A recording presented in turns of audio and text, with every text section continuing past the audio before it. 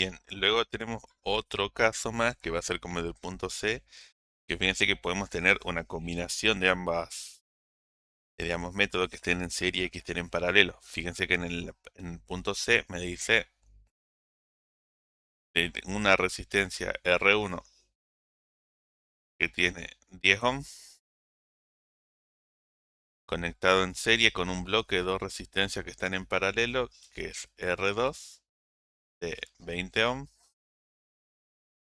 y R3 de 20 ohms. Me pide calcular la resistencia equivalente del circuito y la corriente total, considerando que la tensión es de 20 voltios. Bien, entonces primero vamos a dibujar. Vamos a tener obviamente acá la fuente.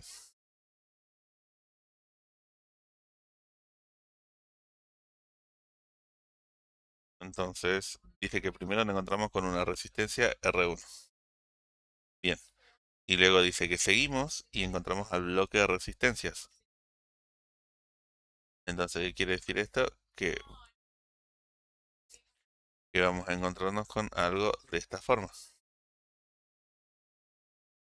El bloque, que va a ser así, por un lado y por el otro lado.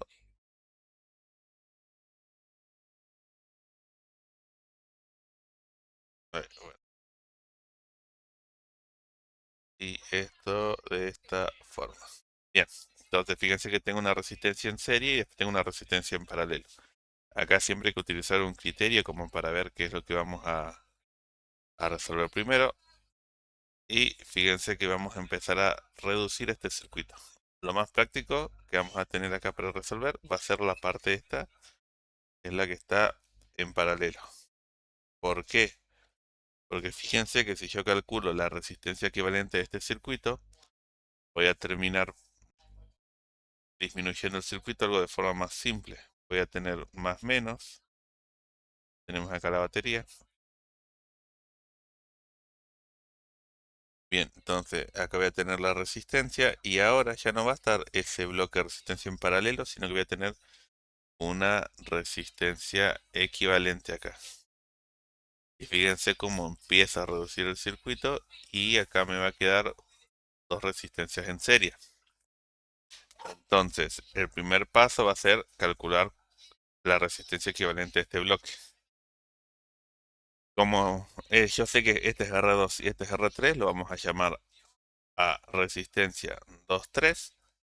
Y esta que va a ser igual, como son dos, puedo usar R1 por R2 dividido R1 más R2. Fíjense que esto nos va a dar entonces... perdón. Sería acá. Vamos a darle para atrás. En este caso, como es R23, vamos directamente a dibujar como R2 por R3 dividido R2 más R3. Ahora sí. Lo mismo, pero bueno, con los subíndices cambiados.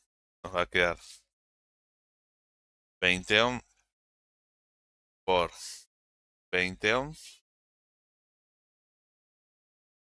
dividido 20 ohm más 20 ohm. Esto obviamente nos va a dar 10 ohm. Porque acuérdense que cuando las resistencias que están en paralelo son iguales, nos da la mitad del valor de una de ellas. Bien, entonces yo ya sé que R23 vale 10 ohm y acá yo tengo R1. Y fíjense entonces que esto me quedó en serie, una a continuación de la otra. Entonces ya mi resistencia equivalente del circuito no va a ser otra cosa que R1 más R23. R1 valía 10 ohm, R23 dijimos que valía 10 ohm, que lo calculamos recién, y esto nos va a dar 20 ohms. Es decir, que fíjense que colocando una resistencia de 20 ohm provoca el mismo efecto en el circuito que estas tres resistencias que yo voy a colocar. Entonces, ya que tengo la resistencia equivalente, voy a calcular la corriente total del circuito, que no va a ser otra cosa que la tensión de la fuente dividido la resistencia equivalente. La tensión de la fuente son los 20 volts. La resistencia equivalente son 20 ohm. En 20 dividido 20 me da 1 y como es corriente, ampere.